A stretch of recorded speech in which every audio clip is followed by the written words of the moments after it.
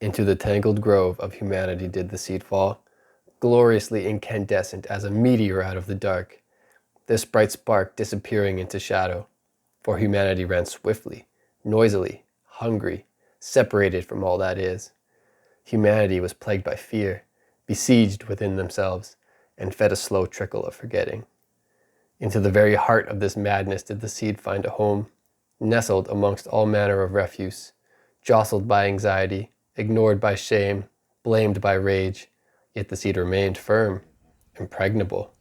Patiently did it wait, trusting in the light of its momentum, a light empowering a secret center, believing, without doubt, that a moment of resonance would emerge, an opening like that of an infant's first blink, a sunrise emanating possibility, warm with hope. A single match struck to show the way. Even though the darkness was thick and full of monsters, the seed knew all of this because it knew love, seeing much of itself in the struggles of humanity, recognizing the process of growth. Compassion stirred within, and so the seed began to open, cracking just a little, its light blinding to individual and collective alike. Such radiance was new to Earth, beauty to overwhelm the hearts and minds of humanity. This was a shocking development to darkness, which was comfortable in its claim. Darkness resisted this change, pushing back, attempting to engulf and extinguish, knowing only conflict and control. The seed, acknowledging this distress, eased this momentum so that humanity could adapt, evolve. Darkness cared not for this gentleness, blind to the gesture, seeking only to snuff out the light, desperate as it was to remain safe inside of its self-made enclosure. But the seed opened wider, wide as a joyous smile, and humanity has taken notice, within and without. Remembering that it was their own minds in which the idea had sprouted, their own hearts that had called, their own hands having planted the seed. Amidst the twisting labyrinth, does the seed rise.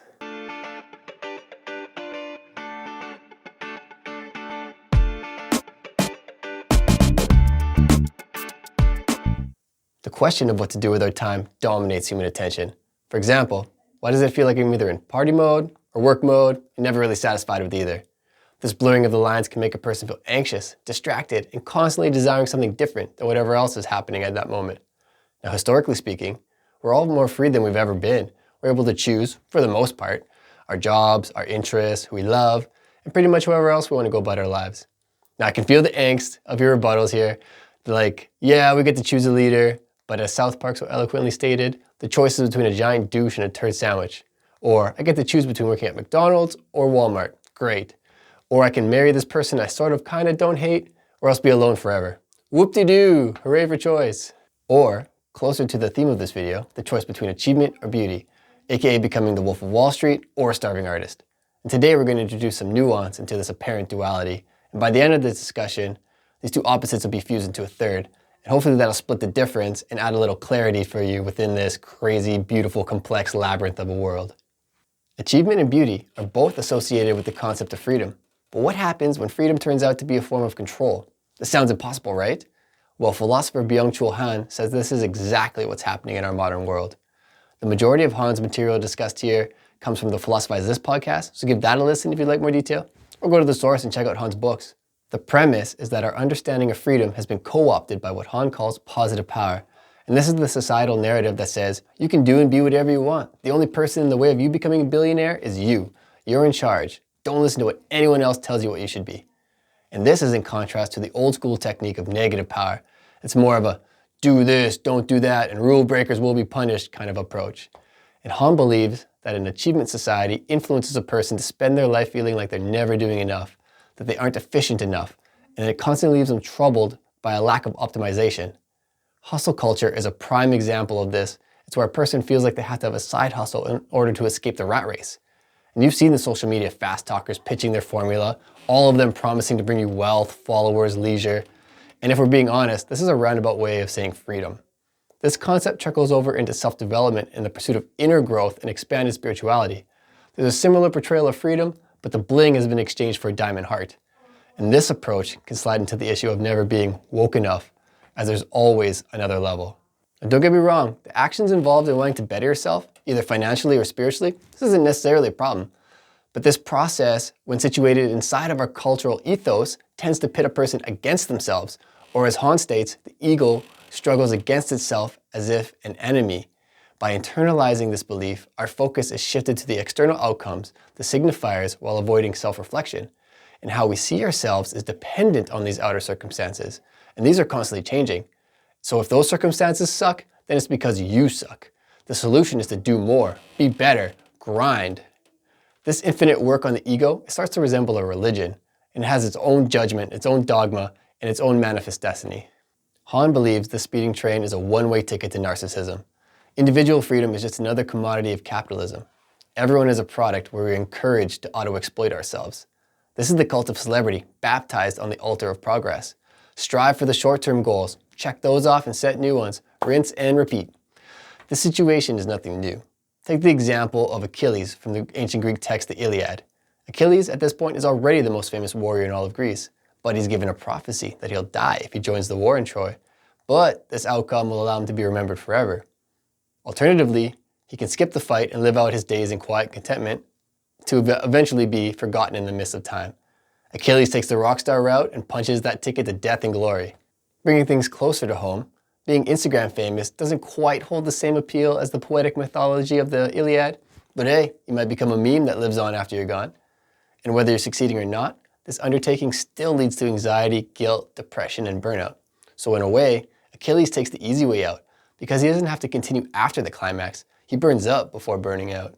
These are inevitable symptoms of constantly pushing or not pushing yourself to maximize your mental capacities, acting as the master and slave in your own mind. This is perhaps not the healthiest way of being, but it's all good, no problem, says sarcastic Han, because it's a good thing for the economy for you to constantly be anxious because then you're producing. The almighty economy is like this invisible influence that's putting constant pressure on us to conform and to never deviate from the established pattern. It creates a pressure that Han calls the terror of the same, where everyone in every place is glossed over with a certain uniformity, even as we're all trying so hard to show our authenticity. And this occurs because the presence of the other has been removed from daily life. These are the differences, the imperfections, the hidden qualities, and the necessary negativity. This is anything that makes us feel uncomfortable.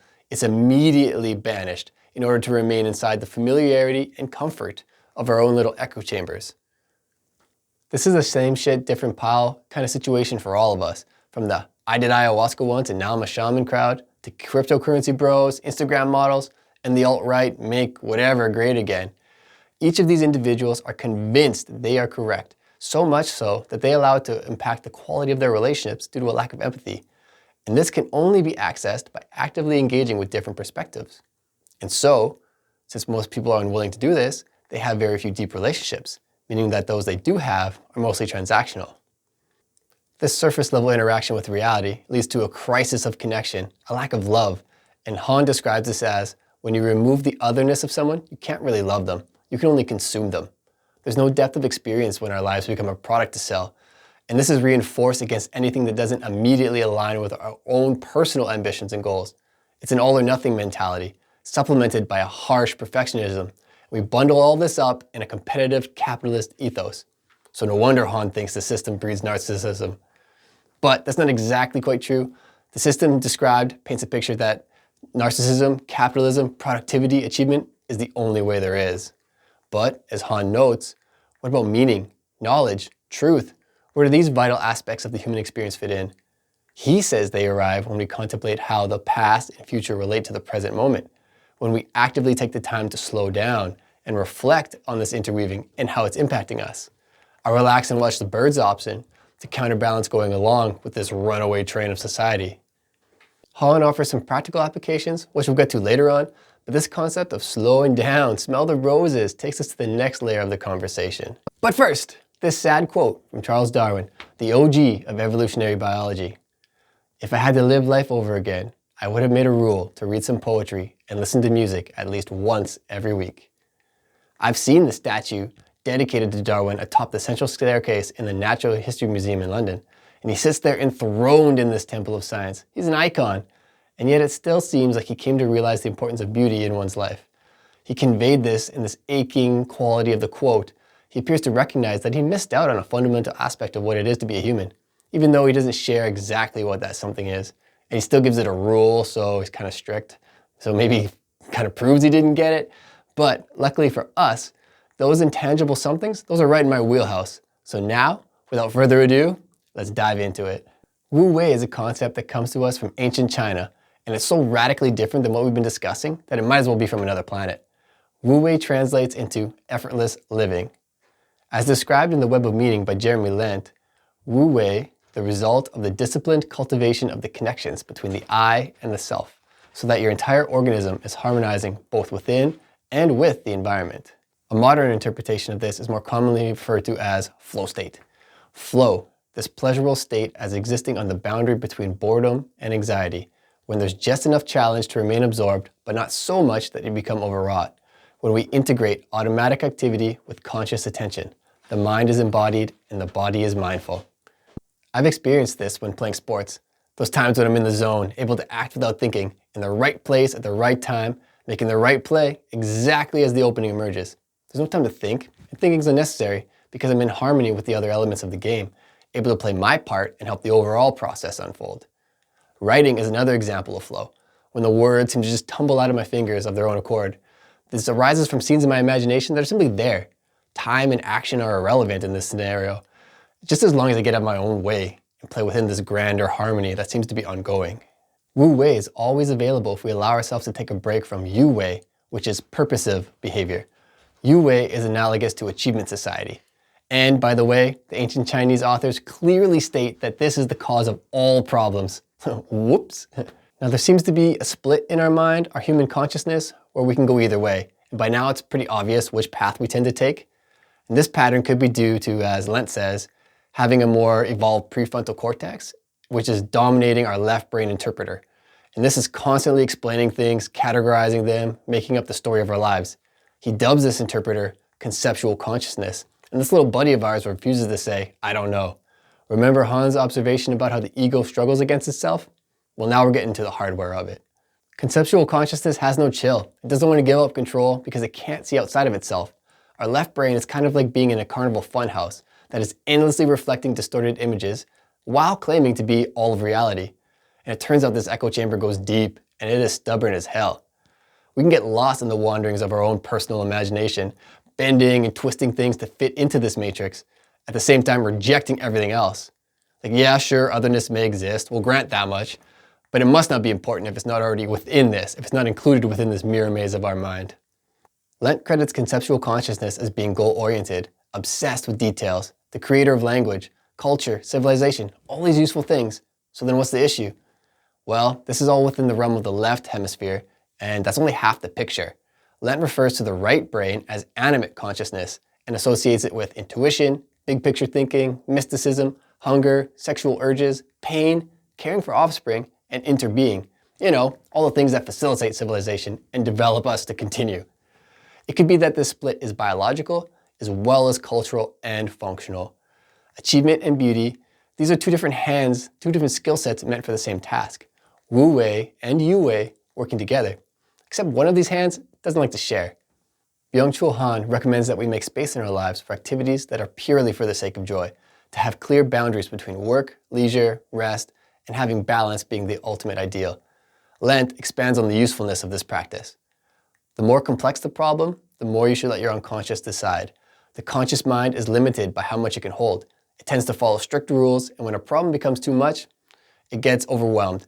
At that point, it tends to get swept along by one or more cognitive biases, and then it uses its left brain to interpret its judgment. The ego, along with our conceptual consciousness, demands to call all the shots until things don't go to plan. Its own plan, by the way, and then it dips out because it literally does not know what else it can do. Cue an onset of depression, followed by burnout. And then we make an excuse to explain why this didn't work out, and we repeat the cycle. The implication here is that we can't think ourselves out of every problem. This is a point elaborated by Han. Thinking, contemplating things at a different level is unique to humans. We can sit with something truly different than what we currently believe and consider it, whereas animals are instinctual. So do we have things backwards, believing our logical and analytical mind is what separates us from the animals, when in actuality it's closer to a human instinct that is bypassing deeper thinking? Are we Dunning-Krugering ourselves? Why are we settling for the grind when we can flow? In music, harmony arises when different notes sound at the same time in such a way that an emergent, more complex and pleasing sound is produced. The notes aren't competing or cooperating with each other, but the way in which their differences act upon each other creates a blended experience that is richer and more beautiful than any of them alone. Could it be that the best description of how nature works is, in fact, a harmonic meshwork of life? To flow requires that we don't compete or collaborate, which seems like a stupid thing to do within our society. Yeah, sure, maybe it happens once in a while on the basketball court when the players have good chemistry, or alone at a desk when writing in the comfort of your own home. But what help is that in the day-to-day? I've given examples of Wu Wei, but I haven't mentioned how that flow state comes to be. So let's go straight to a source of ancient wisdom here for a description. Here's an excerpt from Ursula Le Guin's version of the Tao Te Ching. The uses of not. 30 spokes meet in the hub. Where the wheel isn't is where it's useful. Hollowed out, clay makes a pot. Where the pot's not is where it's useful. Cut doors and windows to make a room. Where the room isn't, there's room for you. So the profit in what is in the use of what isn't. This way of thinking instantly doubles your reality. Emptiness is the mode that enables everything else to happen. Here's the reason to make space for joy. There's no harmony when we're bashing away at the instrument. There needs to be space between the notes to flow. A flow that is already going if we give ourselves the patience, kindness, and compassion to experience it. And that goes back to the Han's point of slowing down, feeling it, reflecting. This is a more nuanced understanding of freedom, a sense of freedom beyond the limits of conceptual consciousness, a freedom that is independent of external achievements. Josh Fry of the Emerald podcast describes this harmonic flow of nature as an expression of the goddess, which seems to correspond closely to animate consciousness. He says, the message of the world's goddess is not to simply go be wild or do whatever you want. It actually is often quite the opposite. Cultivate deeply over time, through the heartbeat of repetition, a space for her to dance. Now in my experience, this is how to enter into Wu Wei. This is the practice of engaging in activities that bring me joy. It cultivates an inner space for flow.